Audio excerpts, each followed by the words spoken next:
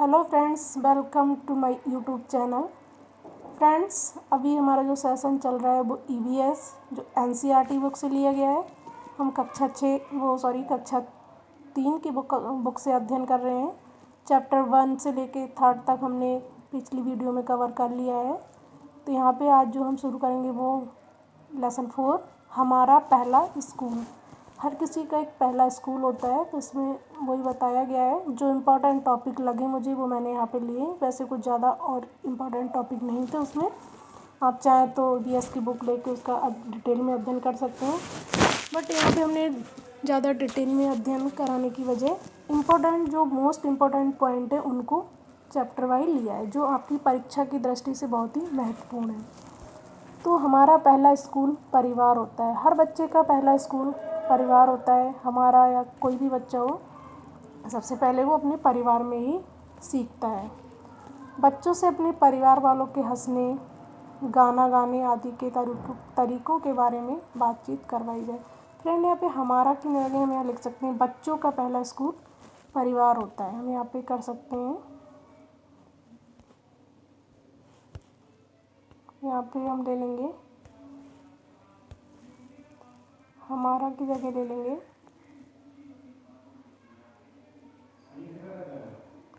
बच्चों का पहला स्कूल। बच्चों का जो पहला स्कूल है वो परिवार होता है। बच्चे जो कुछ भी सीखते हैं पहले परिवार में ही सीखते हैं। बच्चों से अपने परिवार वालों के हंसने, गाना गाने आदि के तरीकों के बारे में बातचीत करवाई जाए। इससे वे अपने परिवार के लोगों की खासियत पहचानेंगे। जो बच्चे हैं उन्हें उनके परिवार के बारे में, जो सदस्य हैं उनसे कहा जाए कि आपके परिवार के सदस्य कैसे हंसते हैं, कैसे गाना गाते हैं। तो इससे क्या होगा, वो अपने अलग अलग तरह के लोगों के बारे में जानेंगे, किसके अंदर क्या खासियत है उनकी घर परिवार में, कि कौन गाना अच्छा गाता है। उसके बारे में अलग अलग लोगों के बारे में अच्छे से पहचान सकेंगे।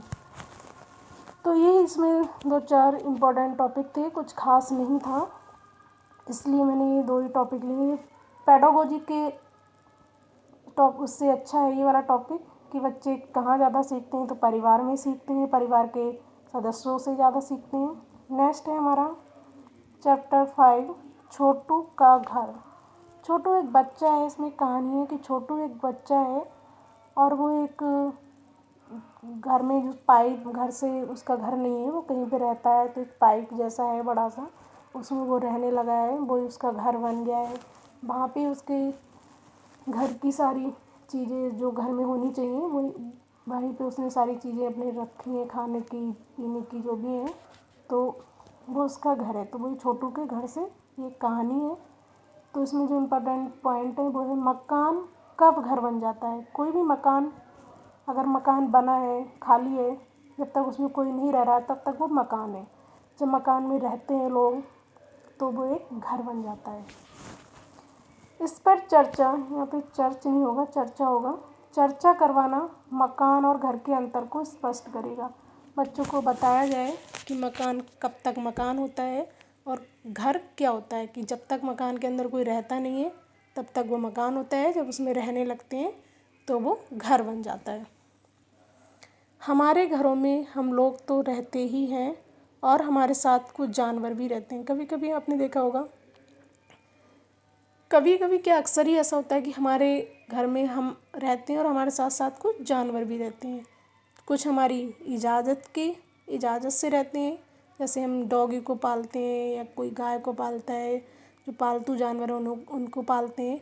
और कुछ हमारी बगैर इजाज़त के, जैसे चूहा आ गया, छिपकली है, इन्हें हम घर में लेके नहीं आते। तो ये जानवर भी हमारे साथ रहते हैं। बच्चों से उनके घर की बातचीत को संवेदनशीलता से करने की ज़रूरत है। बच्चों को घर के बारे में बताया जाए संवेदनशीलता से, कि कोई भी घर छोटा या बड़ा नहीं होता, कोई भी घर कच्चा या पक्का नहीं होता। घर घर होता है, जिसके अंदर हम रहते हैं वो हमारा घर होता है। ऐसा नहीं है कि हमें उसके लिए घृणा करनी चाहिए कि नहीं हमारा घर छोटा है उसका घर बड़ा है, ऐसा नहीं है। इसके लिए उन्हें संवेदनशीलता की ज़रूरत है। उन्हें इस बात पे, इन पे बच्चों से चर्चा की जाए।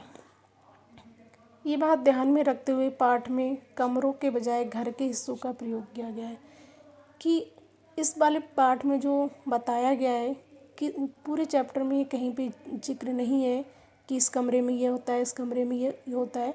कोई उसमें हाई फैमिली को नहीं बताया गया है। घर के बारे में बताया कि घर चाहे कच्चा हो, चाहे झोपड़ी हो, चाहे ईंटों से बना हो, वो घर होता है। घर के अलग अलग हिस्सों के बारे में बताया गया है कि जहाँ पे खाना बनता है उसे रसोई कहते हैं, जहाँ पे पूजा होती है वो पूजा घर होता है। तो किस हिस्से में हमें कैसे जाना चाहिए, घर में कौन कहाँ पे बैठता है, कौन कब हमारे घर के अंदर कैसे प्रवेश कर जाता है, तो इसके बारे में हमें बच्चों को बताना चाहिए कि पूजा घर में जाते हैं तो चप्पल उतार के जाते हैं, वहाँ पे किचन में जाते हैं तो चप्पल पहन के नहीं जाते हैं।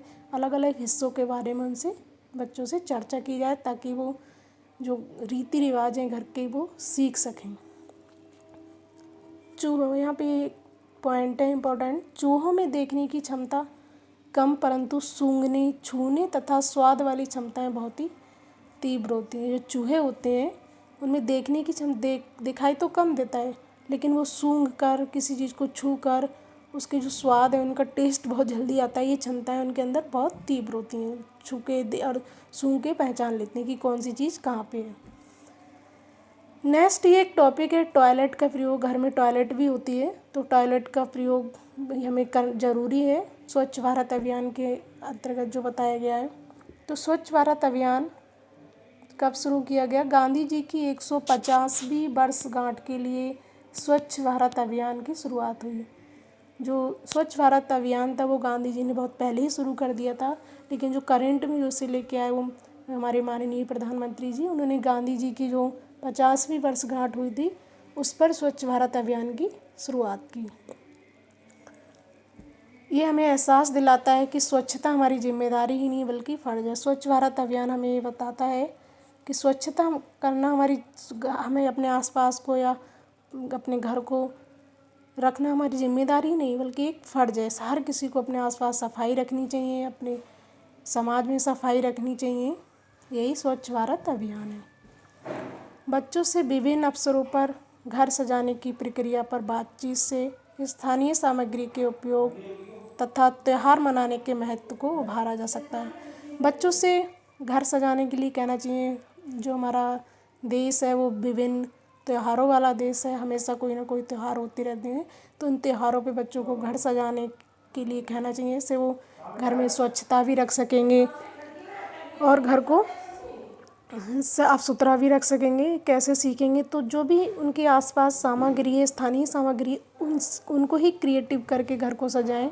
ये ज़रूरी नहीं कि उनके पास जो चीज़ नहीं है तो बहुत दूर से लाएं तब सजाएं। जो भी पास में प्रयोग की जाने वाली चीज़ें उनसे घर सजाने के लिए उनसे कहना चाहिए। त्यौहार मनाने के महत्व को उन्हें समझाना चाहिए। तो ये थी मेरी आज की क्लास चैप्टर 4 और 5। कैसी लगी आपको मेरी क्लास फ्रेंड्स? कमेंट सेक्शन में ज़रूर बताइए। फिर मिलते हैं नेक्स्ट क्लास में। बाय।